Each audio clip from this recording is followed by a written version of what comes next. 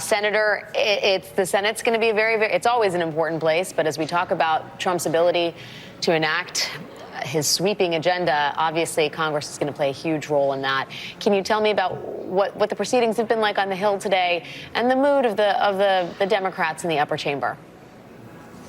Well, sure. It's good to be with you. And, I was overcome by a very uneasy feeling about the future of our country and people around the world during this inauguration. In the Senate, we will use our powers to prevent Donald Trump from turning this country backwards to the extent we can. One area where I think we all need to zero in on is his plan to provide another round of tax cuts for very rich people. And to do that, he needs to pass that through the United States Senate, and we need to be ready.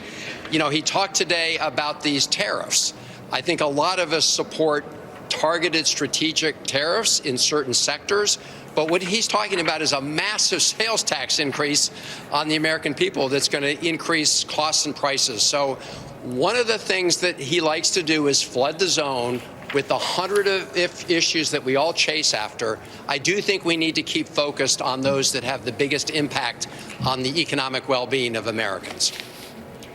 The economic piece of this seems like one place where Democrats have already indicated they are going to focus like lasers. It also seems like probably the most long-lasting, is setting aside annexing Greenland and taking over control of the Panama Canal. This is where he's really actually putting all of his apples in one basket, right? The economic benefit for the ultra-wealthy seems like the biggest plank of Trump 2.0 and explains the presence of those billionaires inside the inauguration ceremony. I wonder, the level of shock and surprise that the Trump stagecraft was so explicit in terms of who was being prioritized, who was standing closest to the president, who was standing in front of cabinet members.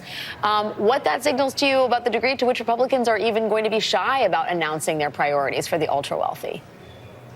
Well, you're absolutely right? This fusion of Trump concentrated political power with concentrated economic power is something that should worry everyone around the country, including the millions of people who voted for Donald Trump because they thought they were going to get a better economic shake from Donald Trump. What you saw today in real time was exactly what you described, which is him essentially cozying up to the very wealthy tech titans who can help control the message and them cozying up to him.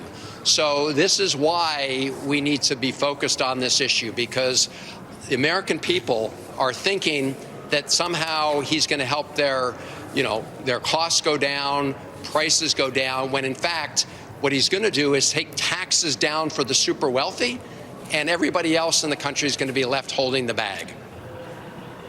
Senator Van Hollen, I wonder if you are thinking through the nominees and if you are keeping an internal sort of score sheet with your staff, with other conversations and colleagues about just ranking the kind of fitness, where you are, yes or no votes. Obviously, there's going to be a whole bunch of nominees.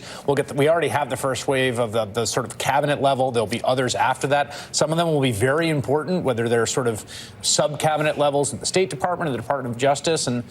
And what's your sort of approach to that, sorting the kind of wheat from the chaff here? Yes, Chris, I do. And here's how I think about it. I've got them in really three buckets. Bucket number one are nominees who have the experience and the background to do the job. And I may strongly disagree with their positions, but I'm willing to support them because, notwithstanding those differences, I think they're qualified. So a Marco Rubio would be in that category. Mm-hmm. Now, I should say that there are people who are qualified on paper who are so extreme that I think they pose a danger to the country, and I would not support them. And then I would not support a lot of these nominees who clearly don't have the experience, clearly don't have the background to run the agencies for which they've been nominated. Pete Hegseth is the obvious example. He's simply unqualified to be Secretary of Defense and run the Pentagon. So I have those three buckets. Qualified, but people who I strongly disagree with.